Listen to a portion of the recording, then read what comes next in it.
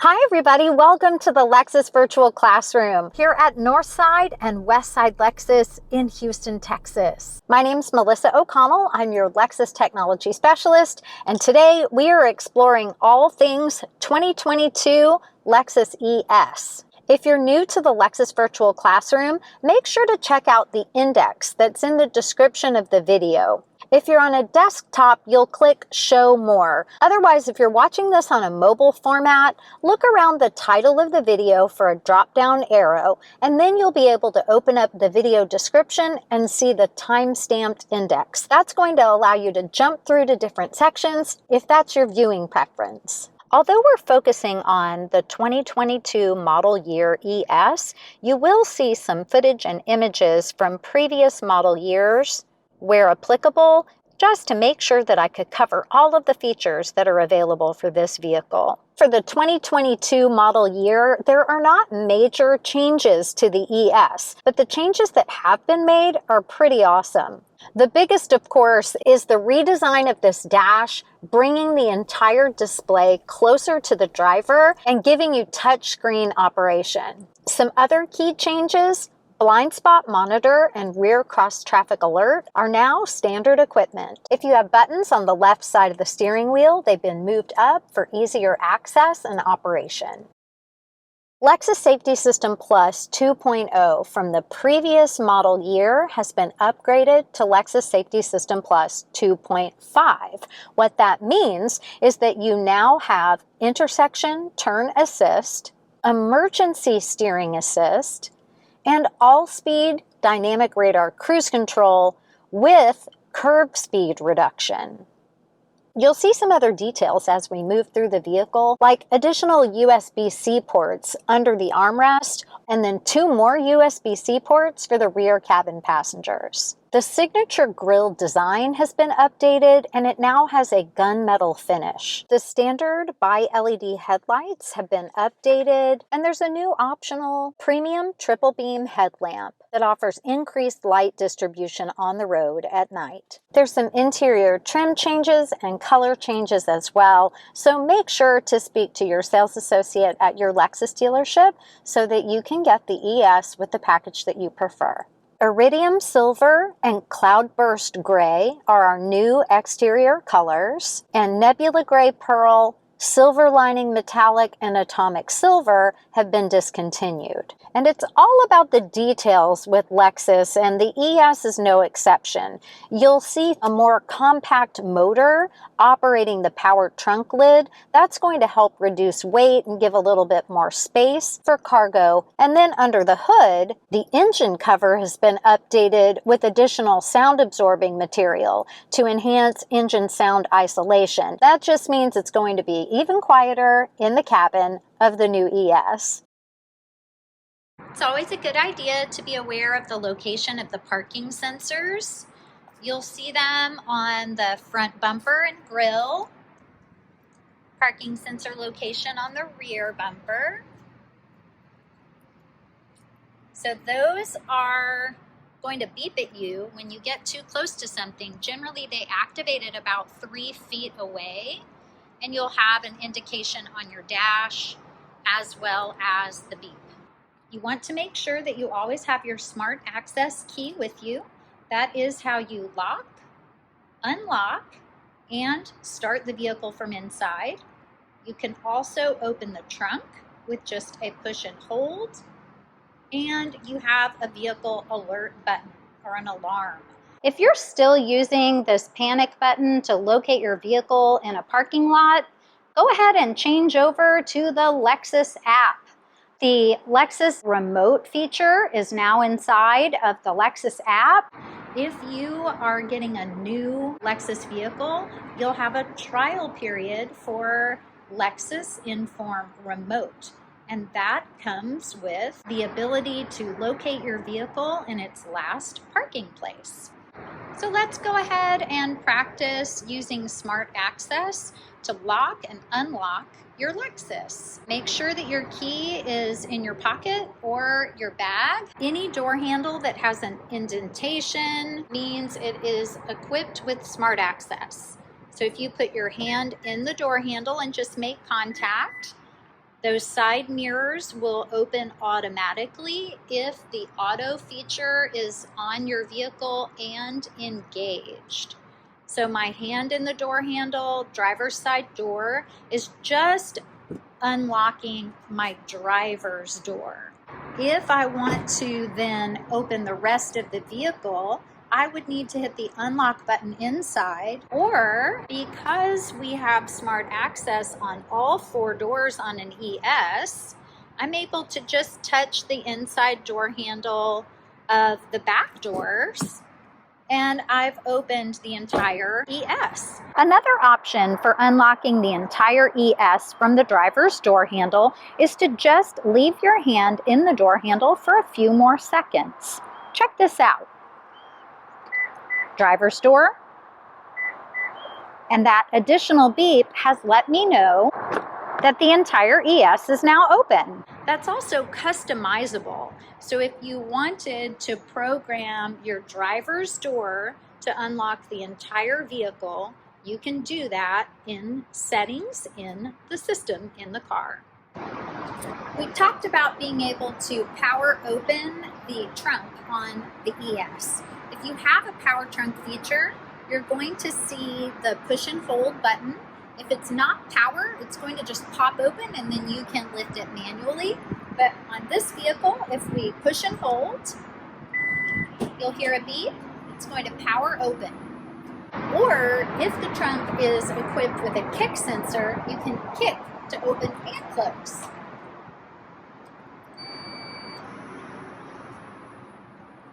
So the kick sensor is part of the smart access system. So you want to make sure that you have your smart key with you, and then you're going to just kick and retrieve your foot right at the center of the back bumper. Let's take a closer look at how that works. At the back center of the bumper, just kick.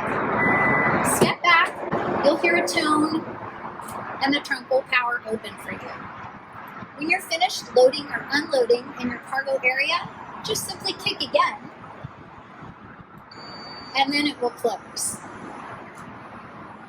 So keep in mind that the kick sensor does not lock your vehicle.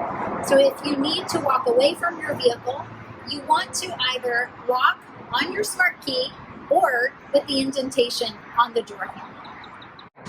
If you're opening your trunk with your smart access key, the button from the interior of the vehicle, or even the kick sensor, you always have the capability of closing a power trunk with the power trunk close button on the left-hand side of the trunk lid. Just push and release, and it will close for you. You can close your trunk manually with the handle that's located just on the right-hand side.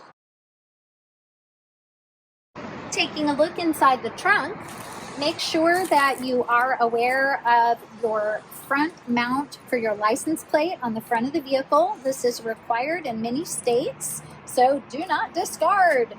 Your new Lexus vehicle should also come with a first aid kit that's Velcroed to the interior of the trunk. You'll have a cargo net stored neatly in a zip pouch. Let's take a look at how this zip pouch cargo net works. We just unzip to reveal the netting. You have hooks on either side of your trunk. Put those tabs in place, and you have a nice net with a solid base to keep everything neat and tidy. If you would like to connect the 2 center cords, this piece actually pops off and it has 2 connector points. You can simply hook that onto the back cord and then take the front cord and snap that into place. Now it will keep everything even better contained.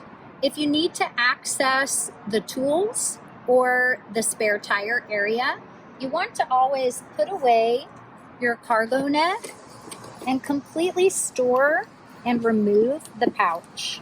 Because the clasps are plastic, you want to unhook from the D-ring, and let's remove that pouch.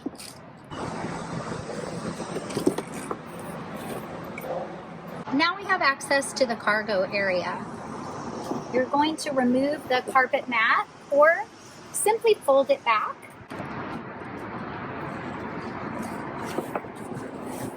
You'll see it says lift and hook.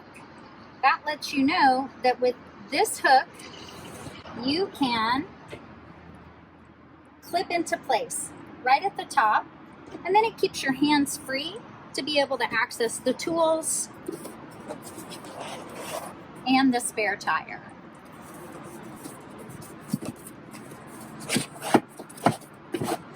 When you're putting things back, make sure that you snap and snug right into place so everything stays quiet while you're on the road. So in this area, we have all of the tools for changing a tire, including a wheel lock key. So if your vehicle comes equipped with wheel locks, your wheel lock key will snap right into this storage spot. You want to make sure to hold on to that. To identify a wheel lock, look for the lug nut that has the wave pattern. That is your locking lug nut. Your wheel lock key matches to that lug nut. When you're finished, just lift up to release. Slide that back into its spot. Snap that clasp to close. And I like to always make sure that this felted panel is pushed neatly down into place. And then replace your cargo mat, and then you can replace your cargo net. When you're putting your cargo net back into place, make sure that the hook side is closest to the D-ring, and then you'll have better access to your netting. The ES and ES Hybrid use regular fuel. There is a button in the interior to open the fuel door. This is one of our vehicles that is not a push to release for the fuel door. So let's take a look at the buttons inside. Your fuel door release button and trunk release button are just inside the driver's door. Right below is the manual release for the hood. The first thing that every new vehicle owner should do is set a safe, comfortable position for their seat. The seat controls are on the side of the seat bottom cushion. You can move forward, back. You can lift the hip point up or down, and the front of the cushion supporting the front of your legs can also go up or down. You can tilt the seat back, forward, or back. You can even control lumbar support. Depending on the package on your ES, you may have an additional button to extend the seat cushion forward or back for front leg support. Once you have your seat positioned in the best spot for you, your next step is to adjust the side mirrors. You'll choose left and then right using the touchpad to make your adjustments. If you have auto folding mirrors, you will have either a toggle or a button that has a light. If you have a toggle, it needs to be toggled to the center. If you push to the left, that will open the mirrors. Push down and to the right, that will power close the mirrors. Toggle to the center, and they will automatically close for you when you lock your ES. We're going to go ahead and apply the brake and push to start. And now we can also adjust our steering wheel. Our steering wheel adjustment is with the toggle on the left-hand side. You can move the wheel up, down, to you, and away. Once you have your seat, your steering wheel, and your side mirrors adjusted to your preferred driving position, you're going to save the driver position memory. This is going to be in the driver's door. In the case of the ES, it's just above the door handle. We're going to push the word set, let it go, and number 1. So now the number 1 position is saved. I can have 2 additional saved positions. If after I've driven for a little while, I decide I want to make a change to the seat, steering wheel, or side mirrors, just resave. Set, let it go, and number 1. So if someone has driven your vehicle, like a valet or your spouse, and you need to just send the seat back to your spot, just push your number, and all of the adjustments will be made that you saved previously. You can even link your key to the driver position memory. Make sure to only have one key in the vehicle. The other key should be about 20 feet away. Once you've saved your driver position memory, make sure that all doors are closed and the engine is on. If the doors are not unlocked, press the unlock button and then simultaneously push and hold unlock and your driver position memory button. You're listening for the short and then long beep to confirm that the key is linked to your driver position memory. If you don't get that the first time, go ahead and repeat the process to push and hold, unlock, and your selected driver position memory button. Then, to take advantage of the linked key, make sure that your vehicle is locked. And then when you want to access your vehicle, unlock from the driver's door. Remember, this is using the Smart Access system, and it's part of the unlocking process at the driver's door. If there's enough adjustment in the seat position from your saved memory position, you'll see the seat begin to prepare, but it will still leave you more room to easily enter the vehicle. Notice what happens when I push button number 1.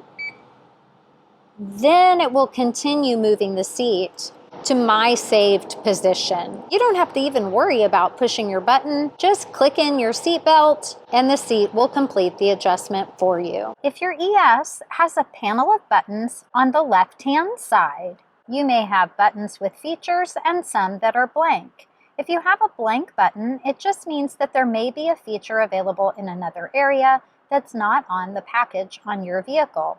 No worries. If your vehicle is not equipped with those features, instead of a bank of blank buttons, you'll have another detailed trim piece. If you have a heads-up display, you'll see the button to turn it on and off here. It's going to be visible only to the driver. The 360-degree monitor. Just push to activate. Even though it looks like there's a camera above the car, the cameras are located at the front, rear, and under each side mirror. When you're in park, you'll see a full rotation of the vehicle and the surrounding area. And you'll have 2 different view options for viewing around your entire vehicle. This is the see-through option, as though you're looking through the exterior of the vehicle. Just click on the bottom left corner for the view customization icon, and you'll change to an overhead view version. You can pause or play. And by clicking on the top left corner, you can customize the body color image. Just touch to select a color or use the Go Back button shortcut by your remote touchpad. When the vehicle is in gear, if you push the button to activate your 360 monitor, you'll see the front view and then a full 360 view on the right side of the screen. Just touch on the right side of the screen to zoom in at the front or rear of the vehicle. Touch again to return to the full view. You also have a customization available to hide or display the turn angle lines on the right side of the screen. This will show your intended path as you're turning the steering wheel. The center icon is not clickable. That just lets you know that this is more of a fisheye view. It'll show the cutout, and then it shows the dark pattern at the top in the center. That's representing what's directly in front of you. It's really designed to draw your eye out and to the sides, offering a better peripheral view. Notice this icon on the bottom left corner, which to me is really the most important feature. It's an auto feature. And if you click to turn that little blue light on, that means now when you shift into gear or you're driving at low speeds, maybe you're in stop and go traffic or you're coming to a stop at a light or a stop sign, this view is going to come on automatically. So helpful for parking. I can see my parking lines. I can even see the large pillar that's to the right at the rear of the vehicle. Shifting into reverse, if you have the 360 monitor, you're going to have that full bird's eye view on the right-hand side. Now you do have the option to customize the lens view. So a wider, more fisheye view, or a more focused view, clicking just on the bottom left corner. Let's take a look at what the different lines and colors mean on the display. The yellow lines are your dynamic lines, showing your intended turn. The blue represents straight lines and the center of the vehicle. That means when your yellow dynamic lines line up with the blue lines, you know the vehicle is parked straight. The red line means you're getting a little too close to your bumper, because this black edge, that's your bumper, and you'll catch even some flashing of your license plate. That's completely normal to have that in view so that you have an idea of how close you are getting to something when you're backing up. If you do want to change what lines show on your screen, just use the line customization. Click on the bottom right corner. Now we've eliminated the yellow turning lines and we show this new added fixed blue line representing the turn angle, which would mean if you turned your wheel all the way to the right or all the way to the left, this would be your intended angle. Clear all the blue lines, go just to a red line, which is going to give you a nice clear view, but most people prefer the dynamic lines for ease of use. Moving down, you have a coin holder or small storage space. Now let's move up. Tucked behind the headlamp stock, we have the adjustment for the brightness of our instrument cluster. So the up arrow will increase the brightness, the down arrow will make it more dim. To the right, we have our odometer and trip meter button. So if you can take a look in this area, while I push the button, it will cycle us through trip A, trip B. When you see the wrench, that's letting you know how many miles before your next oil change. Keep in mind, you're going to service every 5,000 miles, but every 10,000 miles is when they typically do an oil change, unless the vehicle were to need it sooner. So if you don't reach 5,000 miles within 6 months, you still want to come in for service. So the rule now is every 5,000 miles or every 6 months, you should bring your vehicle into the Lexus dealership for service. Let's keep scrolling through that odometer trip meter button.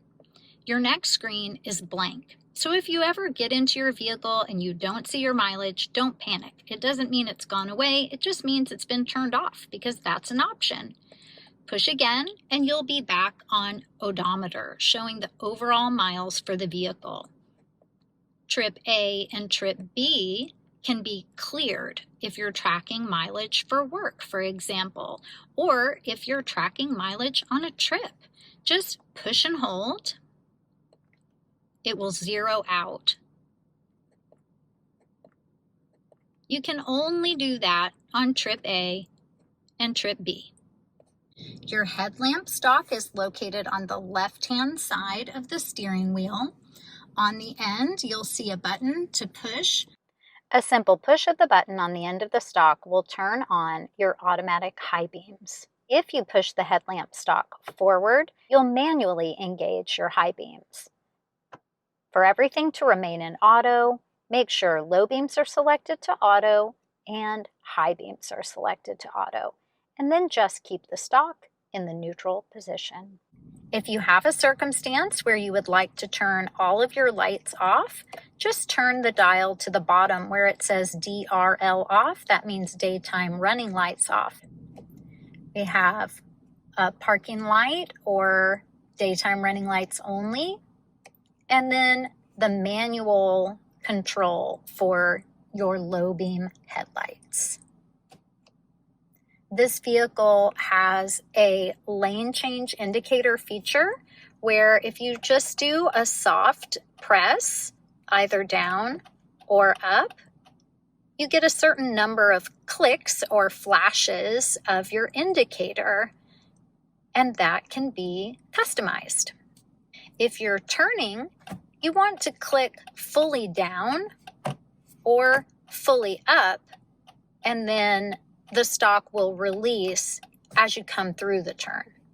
The windshield wiper stock is on the right-hand side of the steering wheel. The first set of information lets you know what function you're in. If you push up, you're going to get one swipe for mist, and then it will automatically come down to the off position. If your system says auto, then you have rain sensing automatic windshield wipers if you have turned them on. If it says INT for intermittent, then you're in charge of your windshield wipers. But for auto, we come down one click from the off position, and then we can adjust the sensitivity of the automatic wipers. Or what we're really doing is telling the car how little or how much water to respond to. So if it's not raining very hard, you might need to make sure that they're in the most sensitive position, and then it won't take quite so much water to get those windshield wipers to engage. If you want to manually control the wipers, just click down again for low, and then at the very bottom position is high. Low, back to auto. To clean the front windshield, you would just pull the stock to you. Let's go through the buttons on the steering wheel. Starting on the left-hand side, you're going to see up, down, left, and right arrows, and the ES has a button in the middle that says OK. Some vehicles just have a dot. They all function in the same way. This is a go back button because all of these buttons control your multi-information screen. So it's really an operation control system for the menu. Mission control, menu control, you get the idea. Non-F Sport models have a large, round center bezel with gauges on the right and the multi-information display on the left-hand side. A few quick items to note for the multi-information display on the F Sport models. You'll see a notched center bezel that is inspired by the LFA. When the center bezel is closed, you'll have gauges on the top outside sections. You'll also have certain multi-information display content in the center below the digital speedometer. If you arrow down with the buttons on the left-hand side of the steering wheel, you'll scroll through the items in the multi-information display. If you push the menu button, the go back button, your bezel will slide open, and then the multi-information display functions in the same way as the non-F Sport model. Moving right or left and up or down to access all of the information in your display. F-Sport models also have a G-force monitor in the information menu, and even a gear position monitor.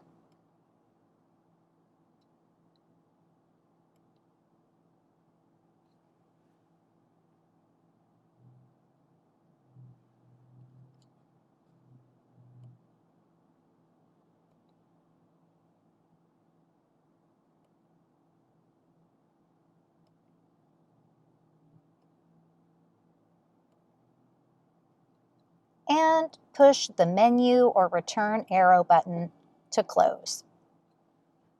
So when you use the arrows to control the multi-information display, you can move left or right, and in certain screens, you can move up or down. So now that you know that this is what I'm using to operate that screen, I'm going to zoom you into that screen and talk you through the features that are available. Anytime we need to select something, we're going to be pushing the OK button right in the middle. If we need to go back, we're going to use our Go Back button. Now let's take a look at that multi-information screen. You'll notice that right now we are in the information menu. You'll see the I at the very top left circled. If we arrow down, we have additional fuel economy information, an eco indicator. This lights up as you're driving, tire pressure monitor, and a blank screen if that's what you prefer. Cycling back, because again, this is just a big loop. If I keep clicking down enough, I'll end up back where I started. If I go to the right, I'll have a compass, right again to music, right again to the screen that monitors our lane keep assist and cruise control. Right again, messages about service, including messages about low fuel. Right again, and into settings. At the top of our settings menu, you'll notice the icons on the left, the top 3 items. That means they all work together. That's for your lane trace assist feature. You can turn lane centering on or off. Choose your alert type, a vibration of the steering wheel, or an audible alert. Most people prefer the vibration of the steering wheel. Just push OK to select. You can also customize the sensitivity of your lane trace feature, standard or high. Customizations for your all-speed dynamic radar cruise control and curve speed reduction. Off, low, or high are the customizations that are available. Arrowing down, our pre-collision system, you can adjust the sensitivity low, high, or mid-range, which is the default setting. You can turn pre-collision off, but it is going to give you a warning to say, are you really sure you want to do this? And when you do turn it off, when you turn the vehicle back on, it's going to turn itself back on, because ultimately we would rather you customize the feature so that you can be more comfortable with it, but that you are not turning off that safety feature. It is there to mitigate an accident, and we would like you to have all the support you can when you are out and about in your Lexus. Arrowing down, blind spot monitor can be turned off or on. The blind spot monitor lights up in your side mirror. If there's a vehicle in your blind spot on either side, both mirrors will light. Keep in mind that it does have to be turned on, and the vehicle will need to be in your blind spot, so not right beside you where you could just turn your head to see it.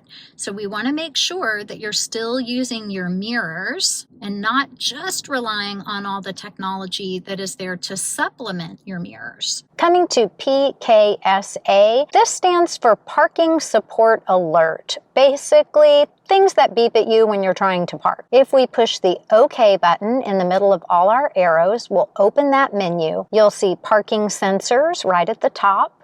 You can turn them off or on. Coming down to rear cross traffic alert, off or on. Rear cross traffic alert detects vehicles in motion crossing at the rear of your vehicle. Rear camera detection, off or on. That's allowing your backup camera to look for pedestrians crossing at the rear of the vehicle. And you can customize the level of your audible alert. 3, 1, 2, or 3. Pushing the Go Back button. This is your auto braking feature. It's another layer of safety and it works with your parking support alert features. In this case, if rear cross traffic alert is notifying you that there's a vehicle crossing behind you and you don't come to a complete stop, then your parking support braking system will apply the brakes. It's looking for stationary objects with parking sensor response and moving objects when reversing with a rear cross traffic alert. If your vehicle has a head-up or heads-up display, you can select to adjust the brightness or raise or lower your heads-up display. When you're raising or lowering the heads-up display, you'll see a bracket around the entire display for a better reference point.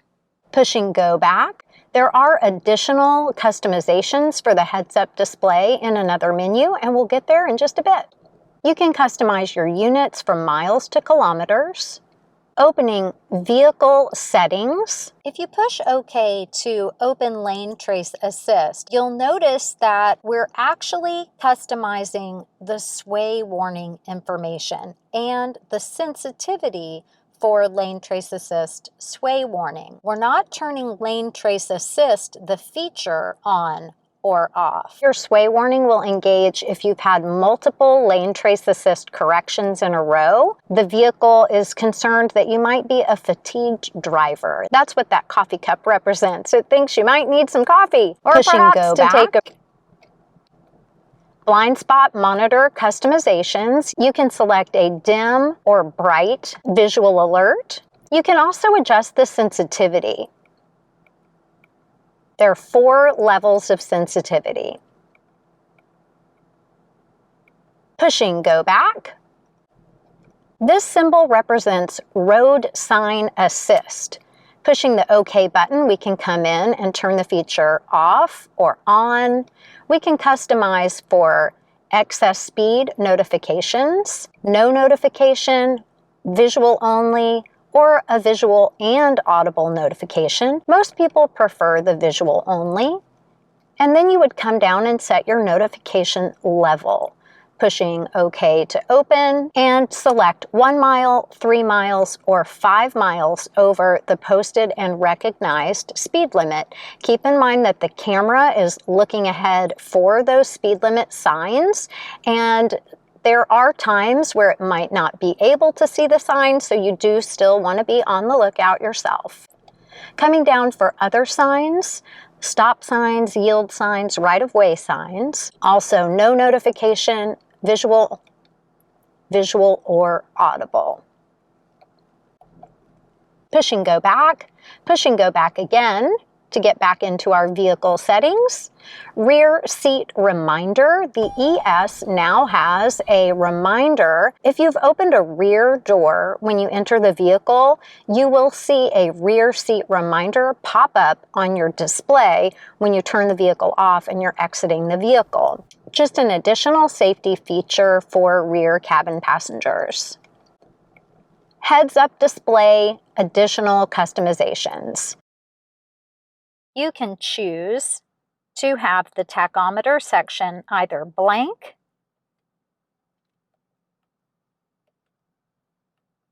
with an eco indicator bar that highlights as you drive in a fuel-efficient way, or the tachometer. Under HUD driving support, you can choose to have navigation, driving assist, information like the lane trace assist, markers, the compass, and audio information all appear or not, depending on your preference. Pressing go back, you can also adjust the rotation of the heads-up display. Push OK to select, and then use the right or left-facing arrows to tilt the heads-up display clockwise or counterclockwise. Just adjust it until you have it where you like it. Pushing go back, pushing go back again, and arrowing down, we still have more to our list. We can turn the kick sensor off or on if you have a kick sensor on your ES to open the trunk. Tire pressure warning system, scheduled maintenance, and oil maintenance are where technicians would come in after a particular service was completed, and then they would reset data, pushing go back, or in the case of the tire pressure warning system, they may set the pressure for the calibration for the system, or if you've changed wheels, gotten new tires, things like that, they would come in and recalibrate. Pushing go back again, coming down to meter settings. Pushing OK to open.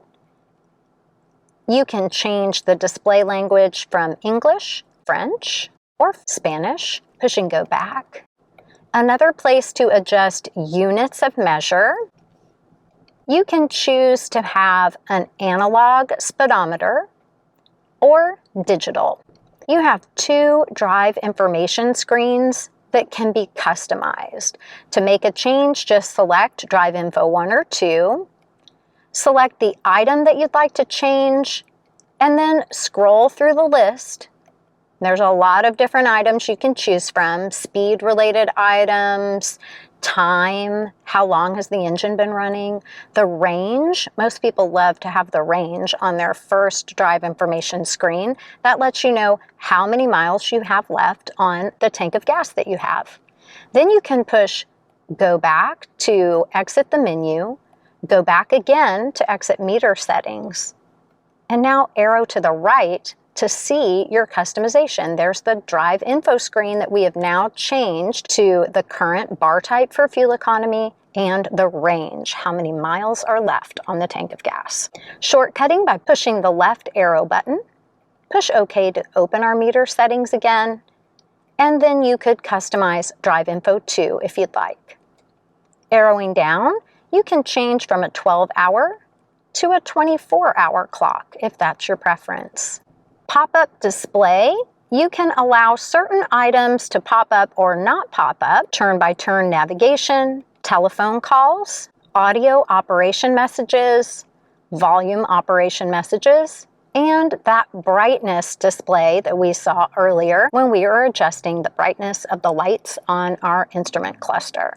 Pushing go back. There are two color themes available, blue and gold. Pushing go back. You can allow the eco indicator to pop up as you drive, just letting you know when you're driving in a fuel efficient way.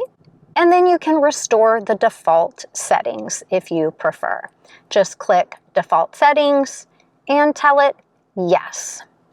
And then your factory settings have been restored for your multi-information display. Pushing go back. And I always like to arrow down until I'm right back at the top of the menu, and that lets me know the next time I come into settings that I'm right at the top of the display. Let's go back to our steering wheel buttons. We've taken care of all of our multi-information display buttons. This is our telephone button. The ES has one button to answer, hang up, or ignore. Just push. You can adjust your volume for phone and radio, minus for less, plus for more.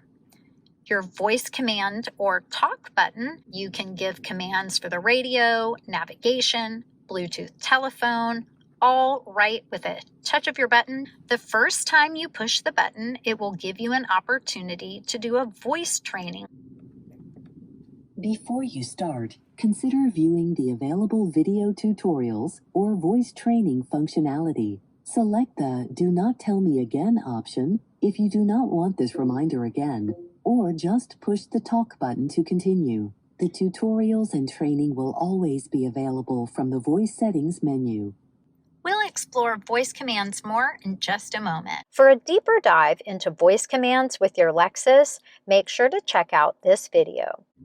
On the right-hand side of the steering wheel, you have radar cruise control. Just push to turn it on, and you'll see your radar cruise control indicator right above your odometer trip meter. I'm going to turn it back off, just a push, and I want you to see that if you push and hold that button, your setting will change from radar cruise to standard cruise, where you're just selecting your speed. You're not using a following distance with the radar. Most people prefer to use radar cruise, set your speed where you can increase, reduce. If you click cancel, then you can resume. But once you turn your cruise control on, set your speed, and then adjust your following distance. So let's take a look. If I click through the 3 different levels of following distance, think of this like a buffer zone. So if I'm pushing that button, that following distance button, I've got a long range, a mid-range, and a close range for my vehicle to slow me down and then speed me back up, depending on whether or not it senses another vehicle in close proximity to the front of the vehicle. It will also appear in your heads-up display. Our next item is that lane trace assist that we discussed. So on the ES, you have a more advanced feature called lane trace assist. So if you are using dynamic radar cruise control, so the system that we just talked about, if you have it turned on and set, then when you use lane trace assist, if the vehicle and the camera are not able to pick up on the lane markers, it's able to trace off of the vehicle in front of you. So let's use our multi-information display that we just learned about, arrow over to the lane trace assist screen. It's telling us radar ready. It's showing an example of the front of the vehicle and lane markers. Right now, the lane markers are showing hollow. If they light up solid, then it means it's registering the paint or the markings on the road. If it's not able to see them and you have cruise control turned on and you're at high speeds on the freeway, it's going to be able to trace off of the vehicle in front of you. Lane trace assist. If you're not using radar cruise control, it's going to engage the part of the feature that I referred to earlier, lane keep assist. So if you start to veer out of your lane and you don't have your blinker on, whichever lane you're approaching is going to light up and flash, kind of like an orange color. You're going to get a vibration in your steering wheel, depending on the setting that you chose in the multi-information display. You'll even get a nudge or a correction, once again, depending on your customization. When you see the indication that Lane Trace Assist is on, if you push and release the Lane Trace Assist button, it will give you the message that Steering Assist is active. Push a second time, and it will tell you that Steering Assist and Lane Centering are active. Push and hold,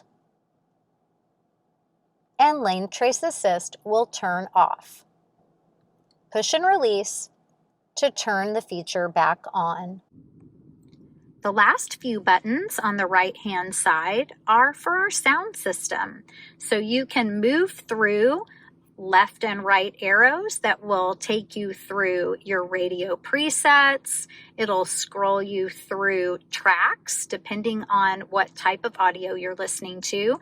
And you can change your audio source with your mode button. Just click through to change AM, FM, satellite, Bluetooth, you name it. If you push and hold your mode button, you're able to pause or mute your audio.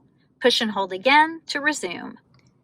Moving up from the steering wheel, you'll notice 2 additional dials. on either side of the gauge cluster.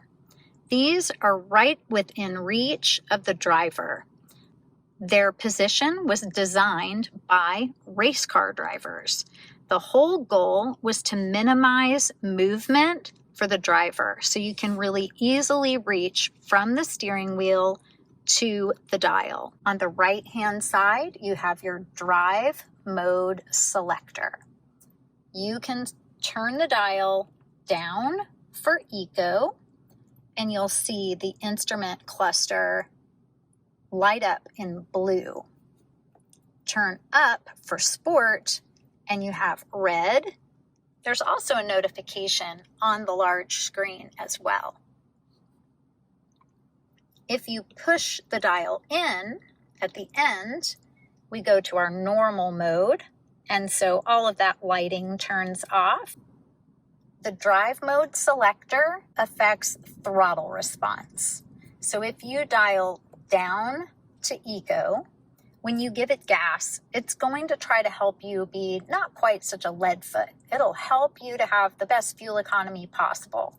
If you twist up for sport, you're going for a more aggressive drive style. So it's going to be a little zippier, not necessarily fuel focused.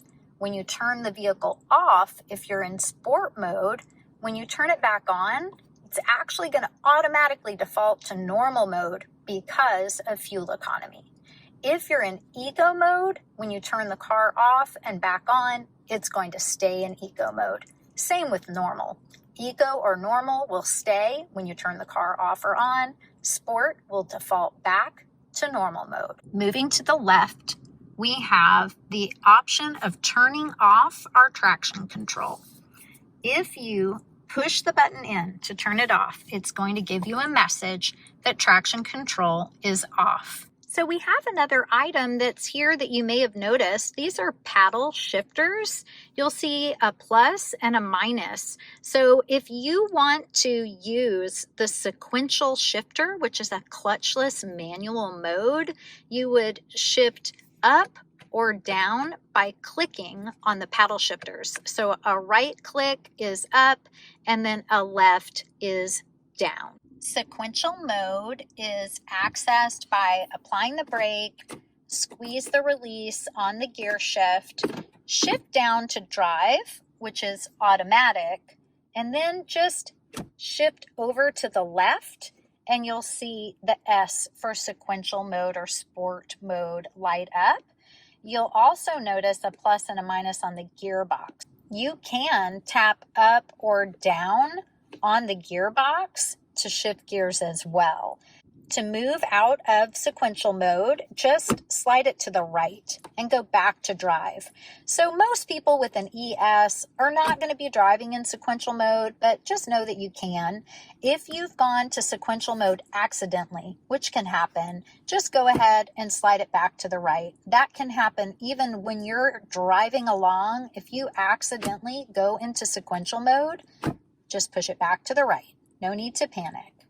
While we're down at our gearbox, let's address the brake hold button.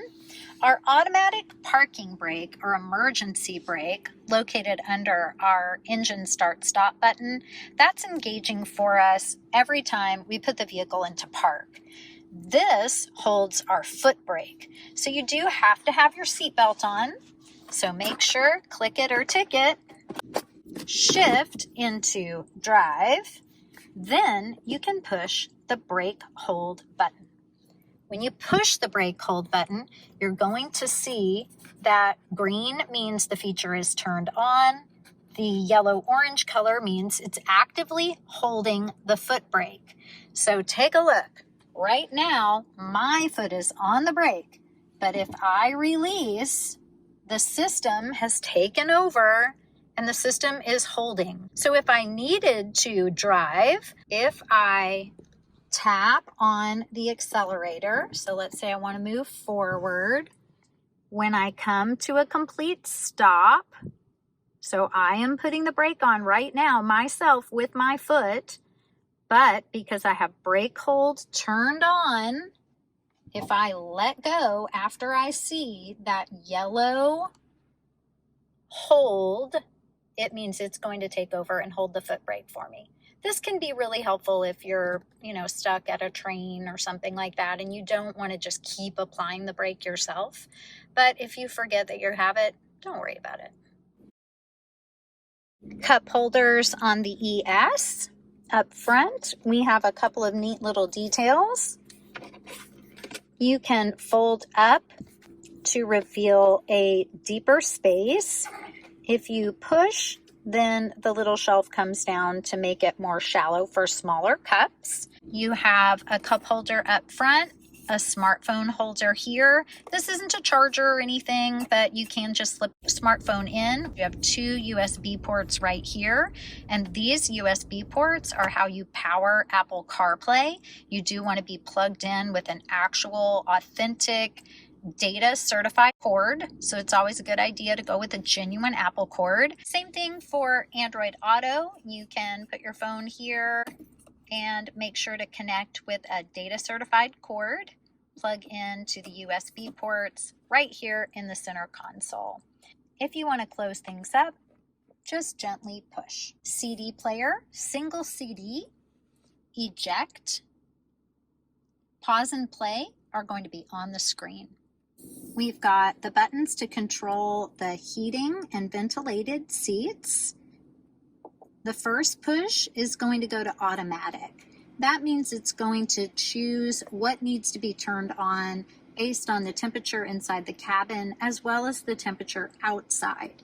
So if you disagree with it, that's no problem. Just take over. So you can push the button yourself and choose from 3 different levels of fan or heat. Driver side, passenger side, heated steering wheel. The heated steering wheel also has an auto feature, and just push to take over. The steering wheel has 2 levels of heat and the seats have 3 levels of heat and cool. If your ES is equipped with a rear power sunshade, the button will be located by your seat and steering wheel climate buttons. Just push to raise or lower the sunshade. When you put the ES in reverse, the sunshade will lower automatically. Moving up our center stack, your radio power, volume, and tuner dial are all together, so they're very easy for the driver to reach. Push to turn it on or off. Turn the volume on the tall portion. The lower wide portion is your tuner dial. It's always nice to know about the hard button shortcuts that you have right at your fingertips. The radio hard button and media hard button will pull up your screen for those items. So just give the radio button a push and you'll see your sources. If you push a second time, if your radio was turned off, it will turn it on. If you're already on and you push again, it operates like a mode button and it will cycle you through your radio sources. Your media button is going to engage other music items like CD or a smartphone that's connected through Bluetooth or USB. Your seek and track buttons are similar to the buttons that are on the steering wheel, but the difference is that these buttons also take you through your radio presets. So if we click either left or right, we're actually moving up or down our favorites list. If you want to seek from the steering wheel, you push and hold and it will go to the next available signal. The buttons that are the hard buttons on the center console do not move you through your radio presets. They will allow you to seek just with a click up or down, or they will move you through tracks on a CD or an iPod or a smartphone connected through Bluetooth or USB. Our next buttons moving up are all for climate control. Automatic fan, When you turn that on, the vehicle decides what fan speed you need for the temperature that you've selected, as well as the temperature outside. If you increase, you can really hear it blasting us off. If you increase your temperature, you'll notice that fan speed will decrease. If you lower your temperature, that fan speed will increase again. If you want to take over the fan, you can either turn it off or manually adjust. Less fan, more fan, everything off. The position of the airflow is also important. So you can have face and feet, just feet, feet and defrost, face only. So we're cycling through those options in a drop-down menu unless you want to see them full screen. And if you want to see them full screen, you need to go to climate control. So we're going to push our menu button right down by the touchpad. Come over to climate, and then you have some additional menu items available, or click climate to open up the entire climate control screen.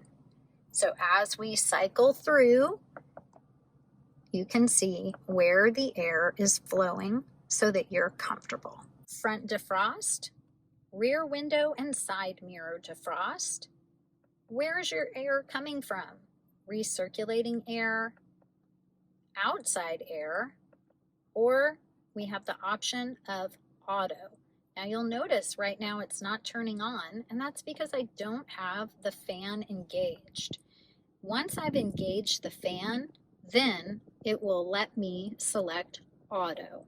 That means the vehicle's going to use the smog sensor on board, the temperature I've selected, the outside temperature, and then it's going to decide, should I be using recirculating air or fresh outside air?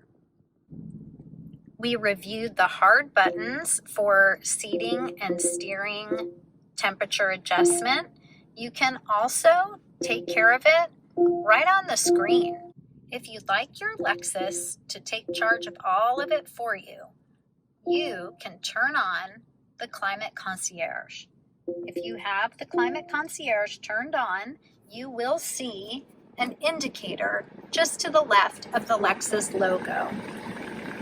This means all you have to do is adjust your temperature, and your Lexus is going to adjust everything else for you.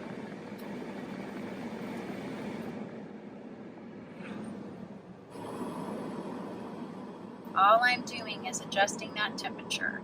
Up, down, and you're seeing the fan engage, the heat engage, the heated seats, heated steering wheel,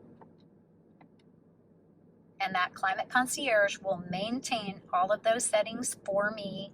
All I have to do is change the temperature. Our last item on the climate screen is options that take us into another menu where we can turn on and off Climate Concierge, Eco Heat and Cool. If we want the system to cycle off of the heating and air conditioning system more quickly for better fuel economy, we also have a Windshield Wiper De-Icer. This is handy in the colder months if you have a freeze or frost on your front windshield. Dual is something that you can turn on or off. Dual means that you have separate temperatures running, one for the driver and one for the passenger. Most people like to have separate temperatures, but only if you have multiple people in the car. So if you're going to be in the car by yourself and you want the temperatures to sync, so right now we have 71 for the driver, 80 for the passenger, we can turn off dual, and then they will sync and match the driver's position. So now we have a single temperature.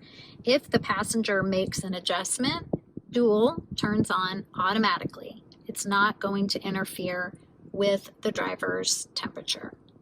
The last item is the ability to turn on or off the AC compressor.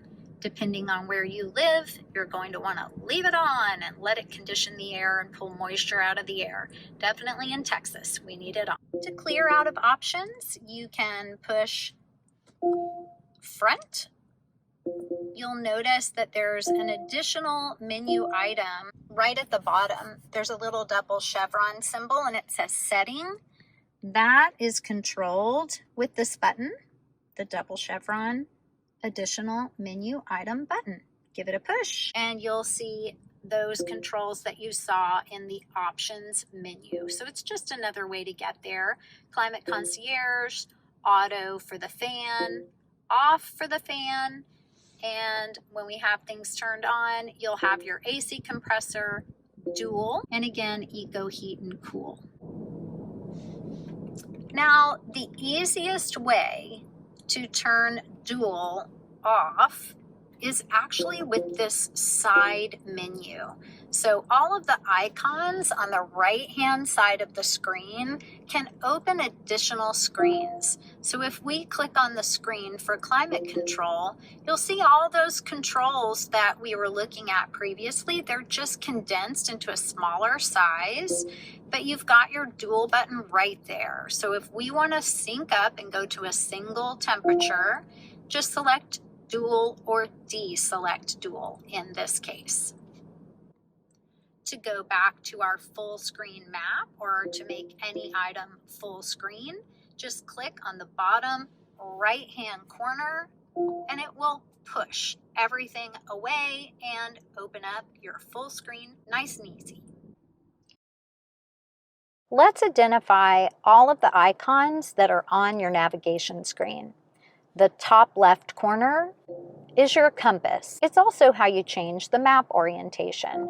Just click to select for a 3D mode,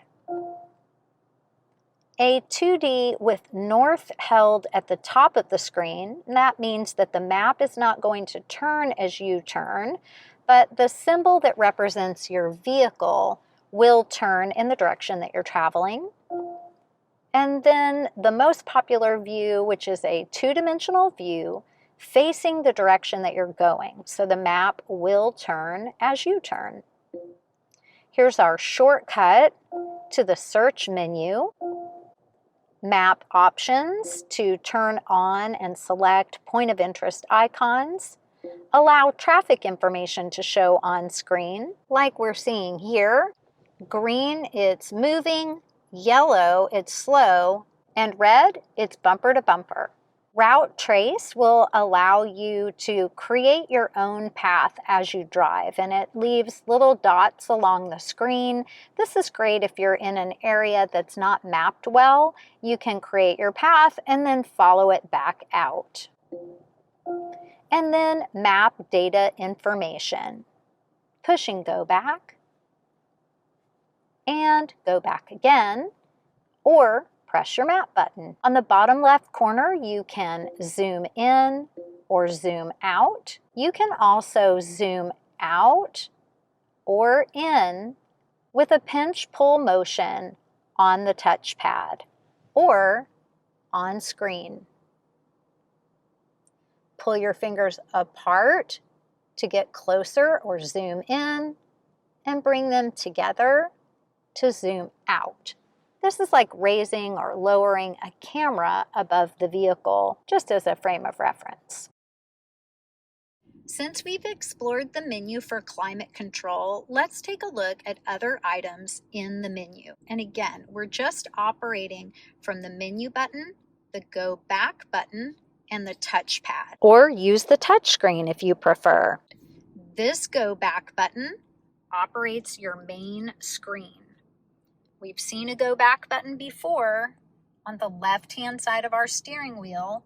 That's operating our small screen. Let's take a look at our main menu. Even though we do have a touchscreen operation now on the new ES, I'm going to use the remote touchpad for most things just so that my hand isn't in the way and you have an easy view of all the items that we're going to look at. We've already covered climate control on the far right.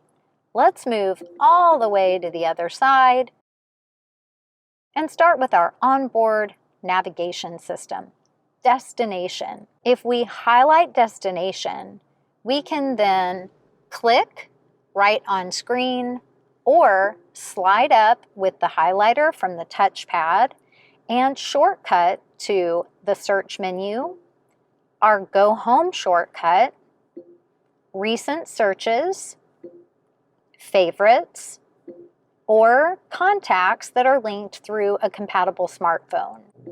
If we select and open destination, we have our full destination search menu on the left-hand side, and a lot of these are the same items that we just saw. Go Home shortcut right at the top, search. This is going to allow you to input an address. You can even use voice command right on screen, just in case you spaced out and forgot that you had a voice command button right on the steering wheel. Let's continue through our destination search items. You'll have a complimentary trial period for Destination Assist. That's a live operator that will help you to remotely enter an address into your navigation system. You can even voice command Destination Assist by clicking the talk button and saying, "Call Destination Assist" after the beep. Favorites, recent searches, emergency locations like hospitals, police stations, dealerships. You can use the Go Back hard button that's down by your touchpad, or you can use the soft Go Back button on screen. That means anytime you see an item with a left-facing arrow at the top of the screen, you can just click to go back. When you're ready to scroll down to the next page, because we do have an arrow indicating that we have more items available, you can highlight the arrow and click, or just touch on screen. Another opportunity to input an address, point of interest, or contacts from your compatible paired smartphone. If we push our map button, we'll also clear that menu screen. If you have your map open, you can shortcut back to that same search menu just by clicking on the search icon right on screen. Now, my favorite way to use navigation is by voice command. To tell the navigation system to take you to your home, that's where that onboard voice command button comes in handy. Go home. So let's put in a destination. Get directions to 9600 Grogan's Mill, Spring, Texas.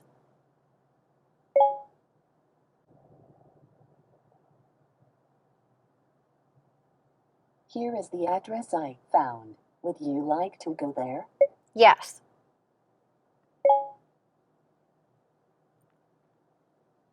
When you see the cloud icon, that lets you know that your dynamic navigation is active and connected. It's looking for the optimal route, and dynamic navigation is part of the Lexus Inform subscription services that come with a complimentary trial on your new Lexus.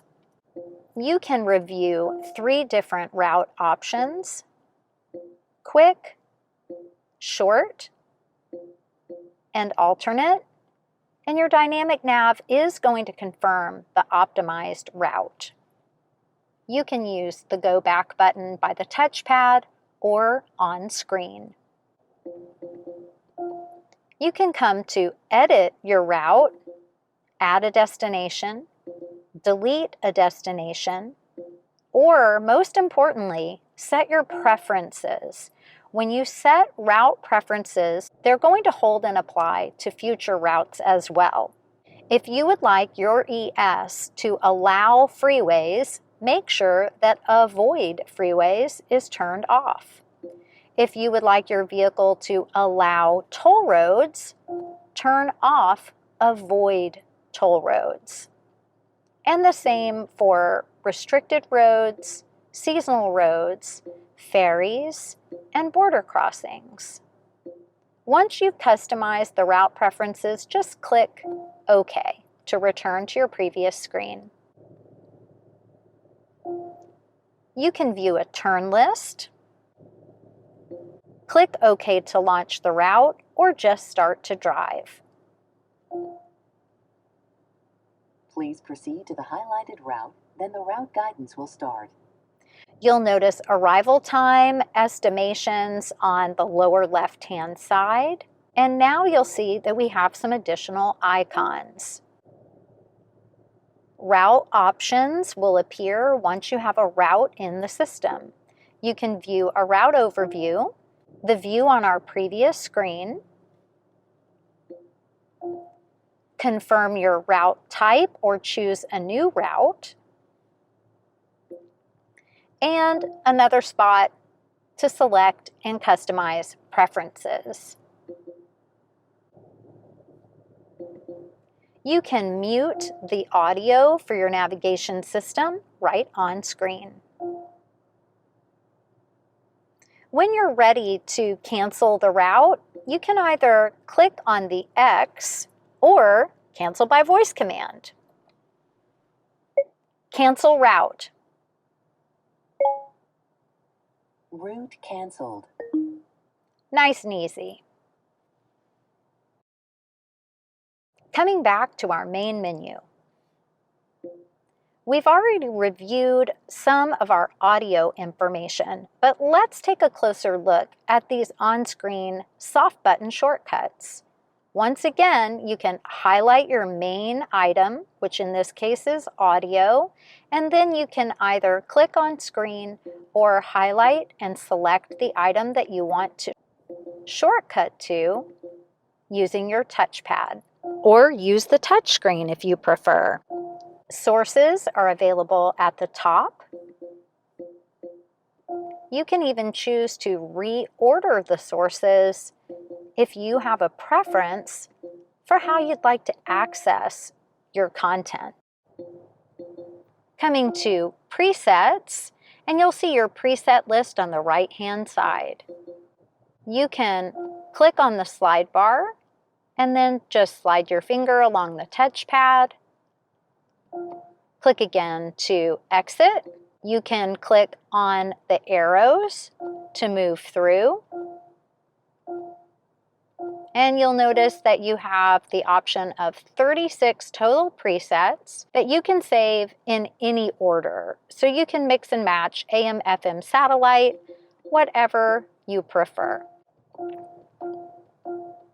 To save a preset, you're going to tune to the radio station. And you can use the tuner dial or, of course, voice command. Tune to 99.1. 99.1 FM. Once you have the station playing that you'd like to save, select the spot to save your favorite and either push and hold on screen or push and hold with the touchpad.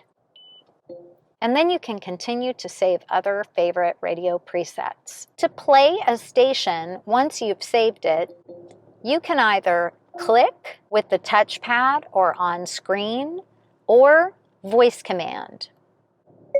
Tune to preset number 1. Preset 1. Radio replay is like DVR for your radio, so you're caching radio content. You can cache up to 20 minutes on HD stations and up to 60 minutes for satellite stations. You can pause.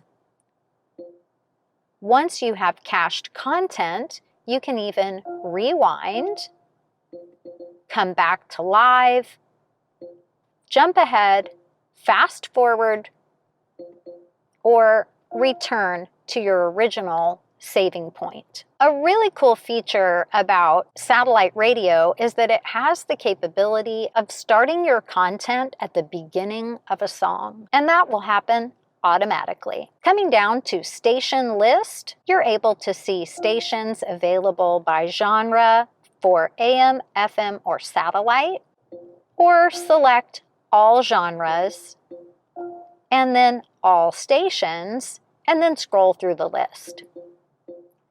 The sorting order is a little bit different for AM or FM, and it will ask you to create a station list. Since it's not preloaded into the system, it's based on the local area where you are. You can allow it to complete the list, and then once the list is loaded,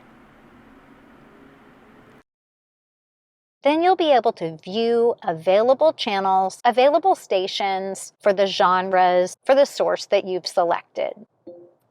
Coming to options, you can customize things like auto pause, which is going to automatically pause and start caching radio if your content that can be cached is interrupted by a Bluetooth phone call. Sirius XM Tune Start, you could turn that feature off if you would like, but that allows the content to start playing at the beginning of your song. HD radio signal for AM and FM can be turned off or on. FM information is on by default, and then you can turn on or off the scan feature. Coming down to our sound settings, you can adjust the treble, mid-range, and bass for AM, FM, or satellite. Even your Bluetooth settings have independent treble, mid-range, and bass customization. Your fader balance is adjusted here.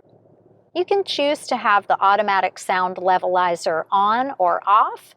That's going to allow your sound system to make minor adjustments based on the speed of the vehicle. And you can turn surround sound on or off. Coming back to our main menu, once you have a phone paired to the system, you'll be able to access call history, favorites, contacts, and a keypad. This is how the menu items look when you do have a phone paired to the vehicle. You'll see the shortcut access for call history, favorites, contacts, the keypad, and even text messages. If you have a compatible phone and you've allowed text messaging in your Bluetooth settings for the pairing for the vehicle. Now, if we click down on the phone icon, you'll see the same menu items on the left-hand side. You also have the addition of select a device. So if you have multiple devices paired to the vehicle and you decide that you'd like to switch from one phone to the other, you can do that right on screen. If we push go back, you'll clear completely out of that screen. So if you are on your phone menu and the phone screen, and if you've opened an item, just go ahead and slide your cursor back to the right or use your touch screen to access whatever you would like. You can, of course, scroll through your contacts, but the best choice, voice command, call Ava.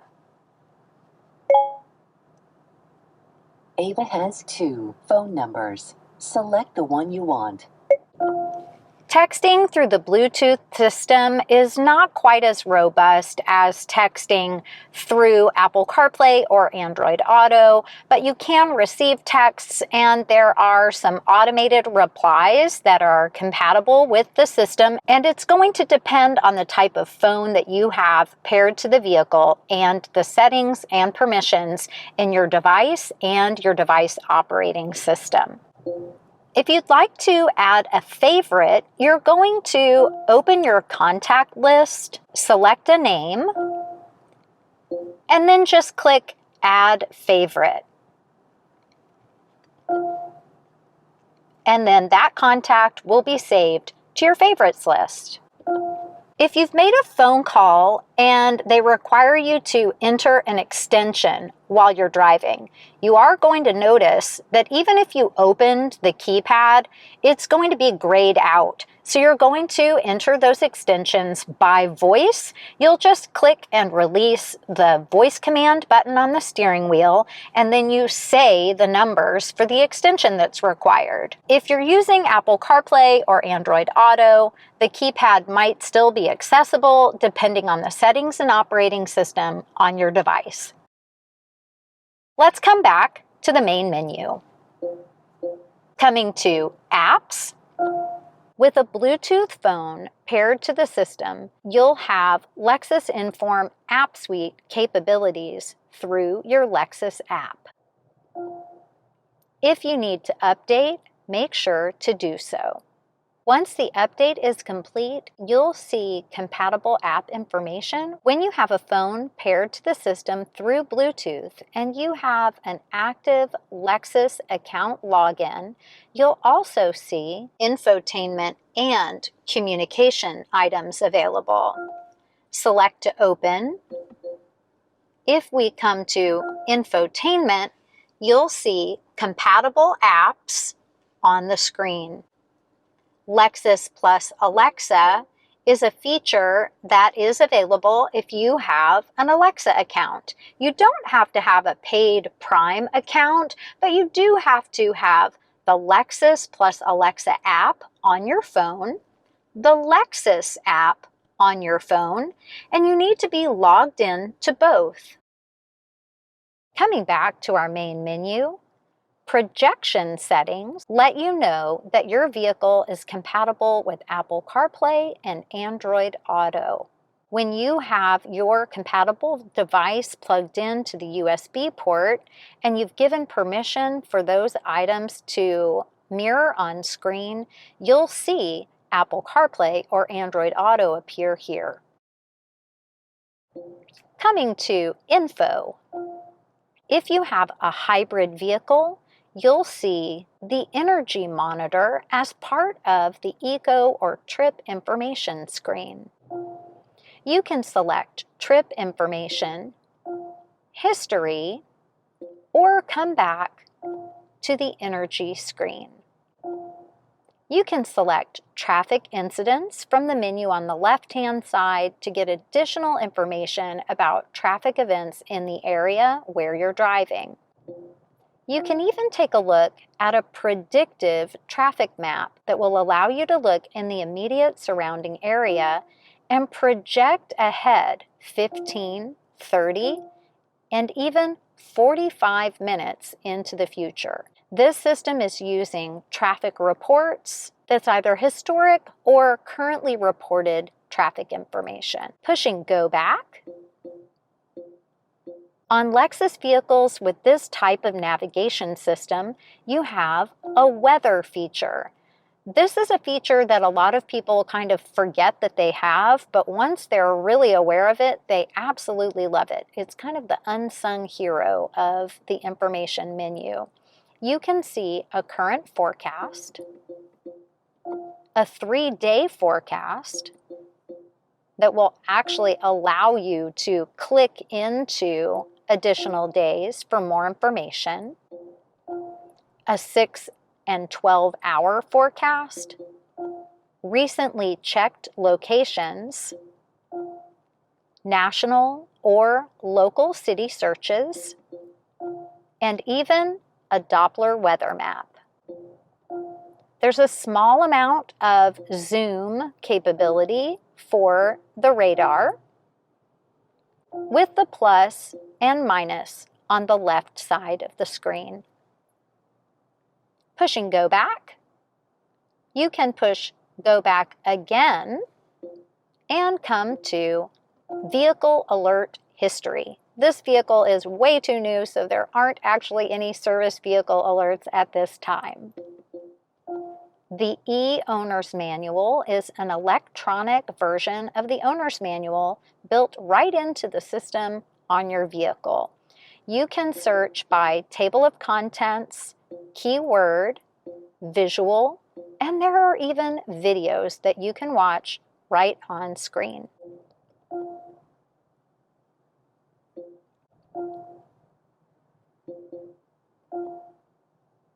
Pretty cool. Pressing the menu button to return to our main menu, and we come to our final item in the menu, Setup.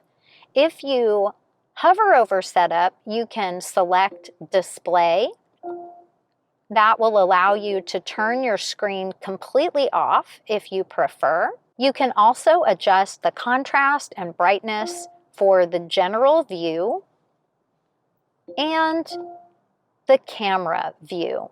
Coming back to menu, and this time let's click on Setup. Now, setup is pretty involved. We are just going to take a quick pass at most of the setup items. When you click on Setup, you're going to default to the General Setup menu with Clock right at the top. Depending on the type of system on your vehicle, you'll be able to select your time zone, allow daylight saving time to adjust automatically, or select on or off if you are in an area that either does not participate in daylight saving time or if your Lexus does not have an auto adjust for this feature. You can also allow auto adjust by GPS. If you turn off auto adjust by GPS, that will allow you to manually set your clock if you need a little additional extra time. You can customize the display language, English, Spanish, or French. And you're able to come back to that display shortcut that we saw previously. Coming down to our next page, Projection Settings. This is the first place you go to give permission for Apple CarPlay and Android Auto. Push and go back.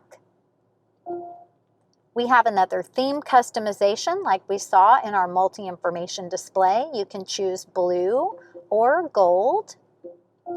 You can adjust the unit of temperature for that weather information that we saw previously, Celsius or Fahrenheit.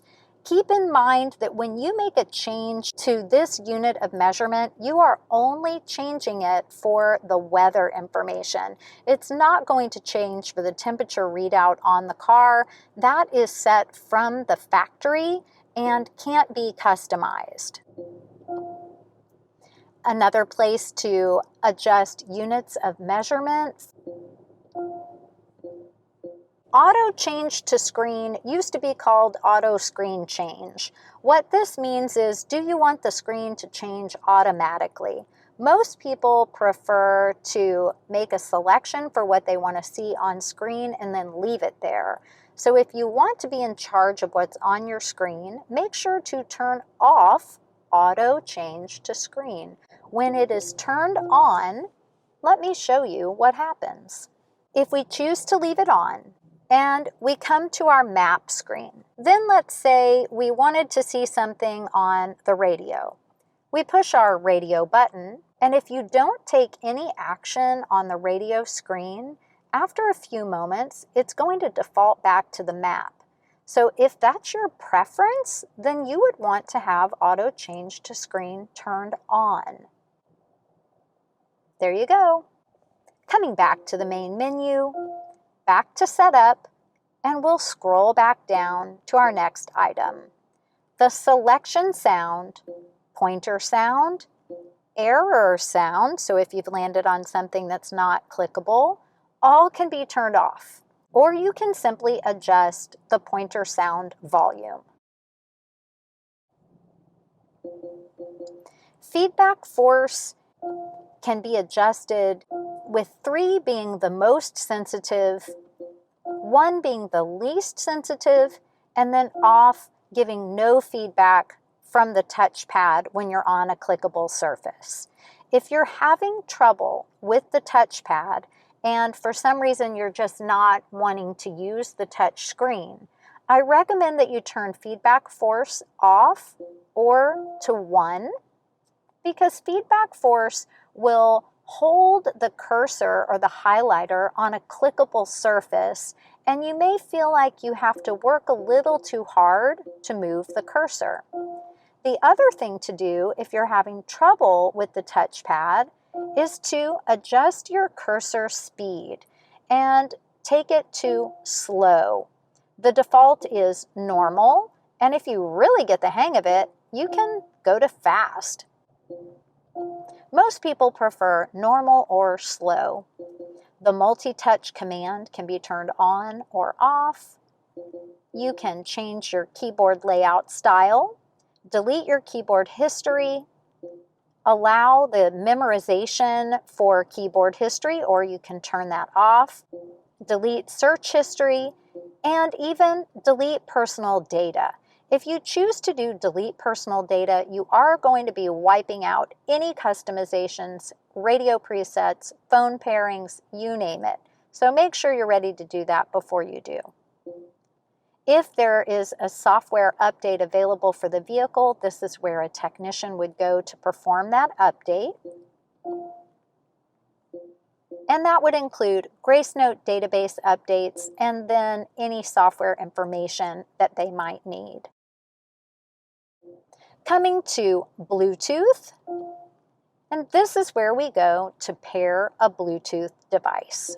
When you're ready to pair a phone, you'll just click Yes, and then follow the prompts. Open Settings, open Bluetooth, look for the car's device, click right on the words Lexus ES, click Pair, and Allow. Basically anything in the affirmative. You'll also be able to allow texting. When you're prompted about wanting to skip allowing message access, you can, or just click on the information menu on the screen of your phone and click to turn on Show Notifications. Once you have a registered device, you can add an additional device, remove a device. Designate a device as the preferred device if you have multiple devices paired to the vehicle. You would click to turn on preferred device settings, and then you can designate a preferred phone or a preferred audio player. You would simply click on the other phone in the list, and then you would select Move Up or Move Down to put them in the order of preference. If one phone is in the vehicle by itself, then the vehicle will connect automatically to that phone. But if you have all the phones in at the same time, it will connect to the phone in the number one preferred spot. Pushing go back again. If you reopen the Bluetooth menu, you'll see all of those options right on screen. Your registered device list, add a new device, remove currently paired devices, or come to detailed settings. Coming to audio setup, and radio setup allows you to manage smart favorites from Sirius XM. Up to 20 favorites can be saved. You can customize the number of radio presets that show on screen. You can just have one page of 6 if you'd like, or go all the way up to those 36 presets. Once you have a phone paired to the vehicle, you're able to come to Phone Setup to connect a phone, customize sounds. You can allow notifications for incoming calls, text pop-ups, email notifications if your phone is compatible, and you can choose your notification style. Coming to contacts and call history, most people prefer to allow automatic transfer. So anytime you make an update to your contact list in your phone, the next time you start your ES, your contact list will be up to date. There are additional customizations for text messaging, and you can even come to voice and customize details about the voice volume and what type of mode you have voice guidance in. You can allow voice recognition prompts to be off so that you don't get prompted at all, have minimal prompting, or a high level of prompting if you need more help with voice command. If you would like to train the voice recognition system to recognize your voice better, you'll go through the train voice recognition steps. If you would like the vehicle to teach you more about voice command, make sure to follow the voice recognition tutorial. Prompt interrupt, where the system is talking but you already know what you want to say. You start talking and you don't have to wait for the beep. It is something to get used to, especially if you have other people in your vehicle and they may be talking and interrupting the voice command system. You might want to turn that one off. Coming to Vehicle, maintenance reminders and maintenance history can be recorded here. You can set your dealer information and even call your dealer once your primary dealer has been saved in the system. For vehicle customization, door lock settings, one of the most popular things that people like to change is automatic door unlock. It comes by default where when you shift the vehicle into park, the vehicle unlocks. Most people like to turn that off so that when you put the vehicle in park, the vehicle stays locked. Another item that people like to customize is select doors to unlock. When you touch the driver's door handle with the Smart Access system, do you want only the driver's door to open, or would you like all doors to unlock? We have some great tech tip videos specifically about vehicle customizations. Make sure to check them out. To turn on Valet Mode, it's like locking a safe in a hotel. You select a 4-digit code to lock and use the same 4-digit code to unlock. What you're doing is locking out access and control of the screen. And we're going to slide down to our next page. Navigation customization. When you set your Go Home shortcut, I highly recommend that you set something close to home and not your exact address, just for safety. And under Detailed Navi Settings, you can come in and customize different buttons that might show on screen.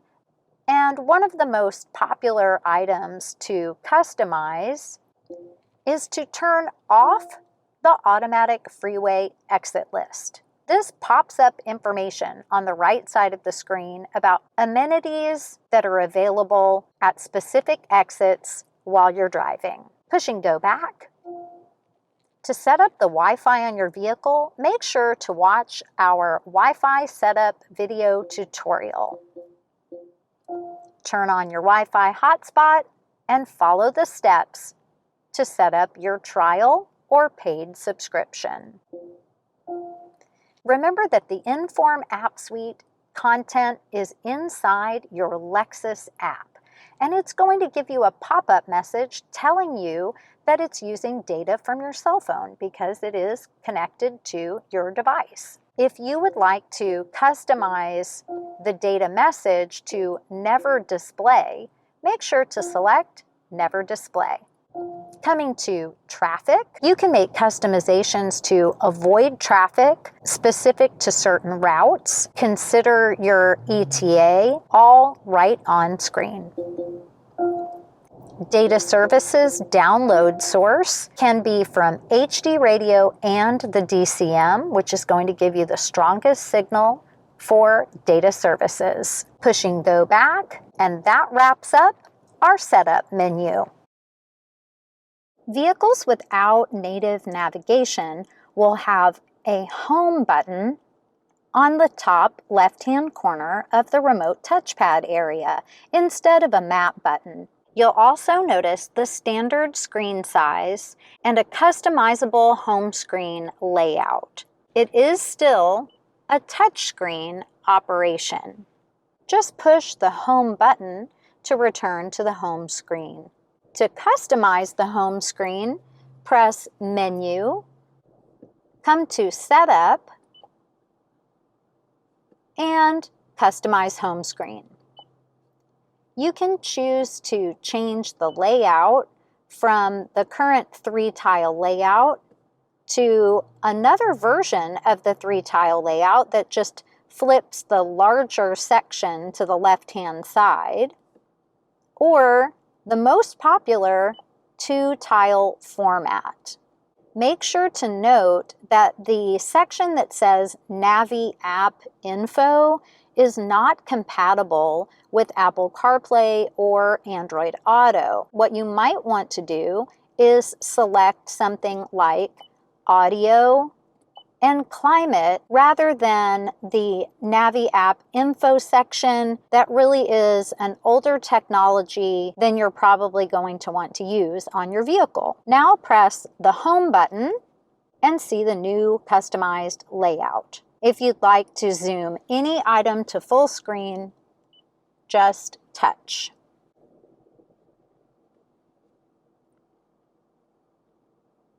Back to home. Your vehicle has the capability of linking to 3 garage doors or gates that are HomeLink compatible. Dome lights and personal lights are operated just with a touch. You can also have your lights set to door mode. When the button is pushed in and flush, then your lights will come on when you open a door.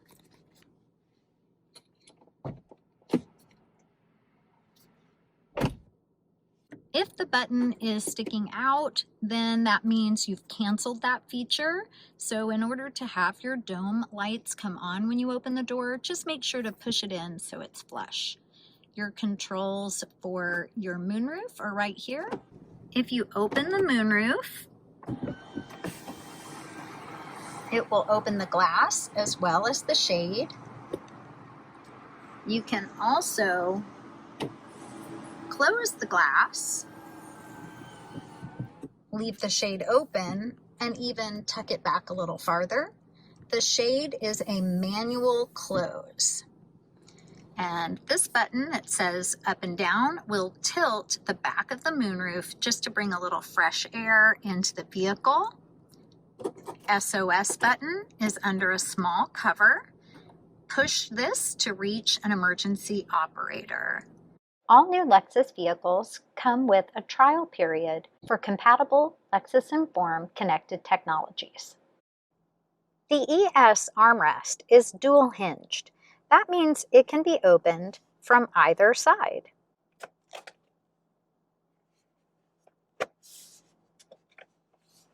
Makes it very convenient for the driver and the passenger.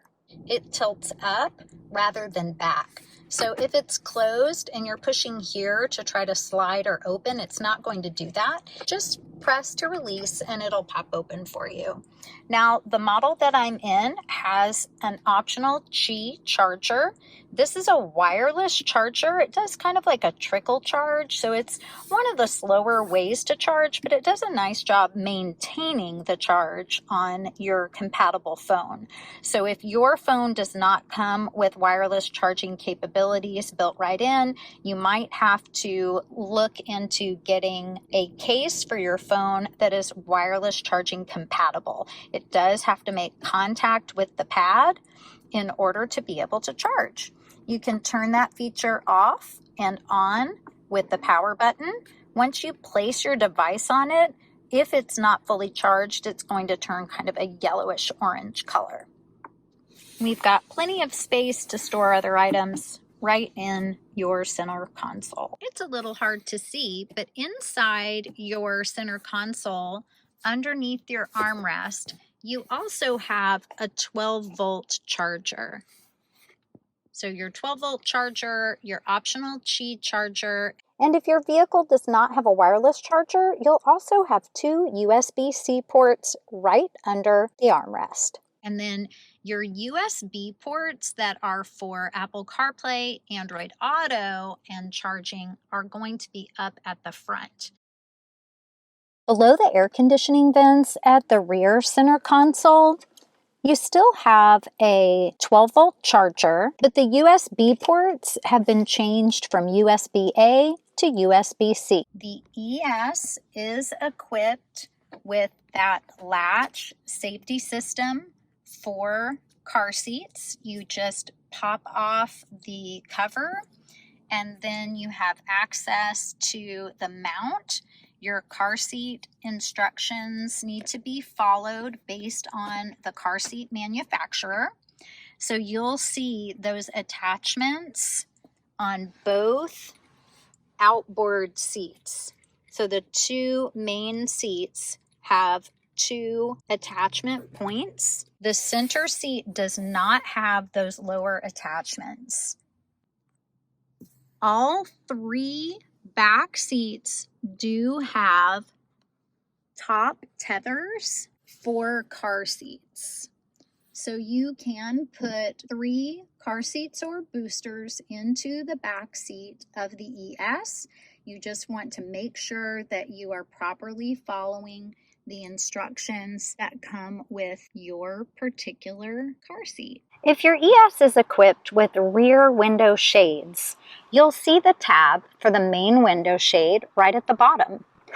Just gently pull up and lift into place. Push away and up to release the shade from the hooks.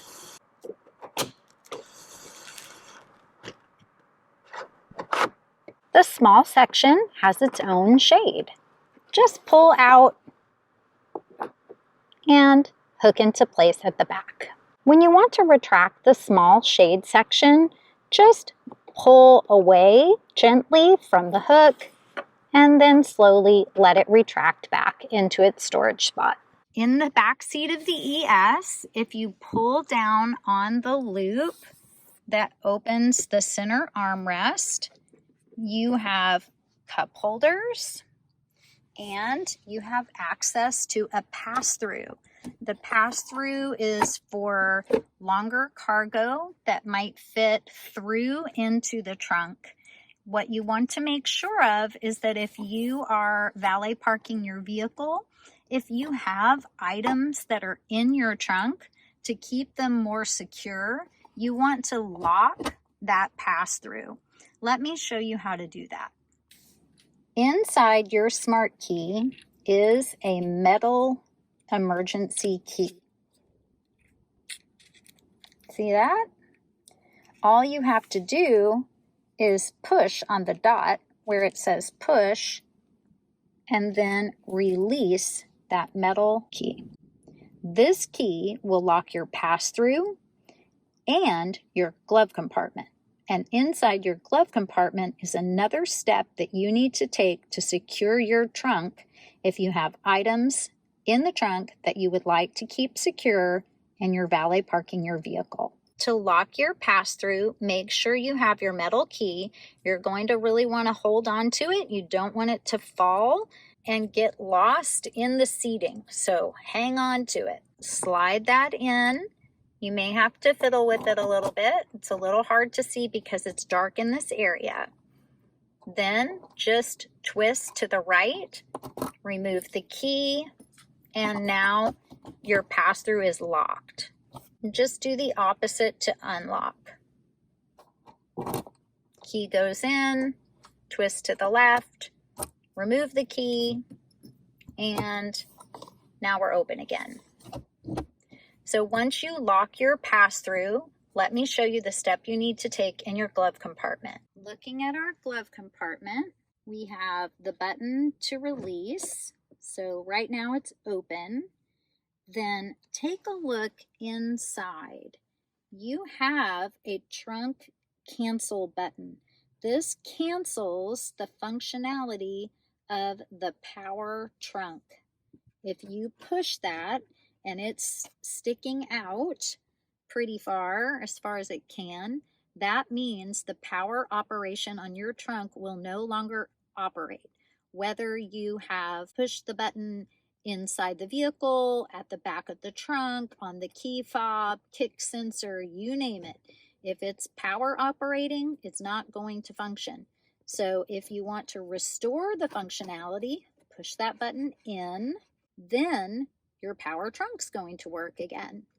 But if you want to do a valet lockout, you can cancel your trunk mode, your power trunk mode, close your glove compartment, use your metal key. You might want to use a little flashlight if you're having trouble, but just slide it in. You should not have to push hard. You just have to find the correct way to line it up. Twist down flat, and now it's locked. Slide that key out. This is locked. And if you have now locked your glove box and your pass-through, you take this with you when you valet park your car and give them the key fob without the metal key. So they can lock the car, unlock the car, and start the car, but they can no longer power open that trunk. With hybrid vehicles, access your multi-information display, arrow to the information menu, and scroll down to see the energy monitor screen. This is a smaller summary screen right in your multi-information display. There's an additional summary screen on your large centered display. The energy monitor is going to be like a summary screen of energy consumption or energy storage as you drive. Keep in mind that it's not precise and that this is just a simple representation of the hybrid battery. It's not showing exact voltage, energy storage capacity, or the charge level of the battery. When the gasoline engine turns off, the EV icon pops up on the lower right side of your instrument cluster. This does not mean you're driving in the selected EV mode. This just means that currently you're operating on all electric power. When the gasoline engine is running, you'll no longer see the EV pop-up icon on the right-hand side of your instrument cluster. If your ES is a hybrid, you'll have the addition of the EV mode button. Activating EV mode will require driving at very low speeds. It's predominantly about limiting emissions, and it will allow the vehicle to operate in all electric mode for a short period of time. It was created for areas that have very strict emissions ratings and even the consideration of reducing noise pollution. It is typically used in parking structures, and even though you might be thinking, oh, it's operating in all electric mode, I'm going to save on fuel, it actually is a heavier draw on the hybrid battery, so it is going to require the gasoline engine to turn on more often in order to rebuild the charge on the battery. So if you are experimenting with using EV mode on a regular basis, you might not see the fuel economy that you would like. So just keep that in mind as you're working with and learning all about your Lexus hybrid. When you press the EV button, you'll have a message letting you know EV mode unavailable, hybrid battery low, if you need to have a stronger charge for the hybrid battery in order to use EV mode. If you see that message, don't worry. It doesn't mean that there's anything wrong with the vehicle. It's a precautionary measure that's in place to protect and extend your hybrid battery life. Just allow the system to continue to operate in full hybrid mode, accessing all electric power as it can, and then turning on the gas engine as necessary in order to give the power that you're asking for or to help support the charge of the hybrid battery. Well, that's a wrap on our 2022 Lexus ES deep dive tutorial. If you have any questions or you have a different feature on your Lexus that I wasn't able to review here, make sure to leave it in the comments below and I'll be happy to get back to you. Thanks again for tuning in to the Lexus Virtual Classroom, and we'll see you next time.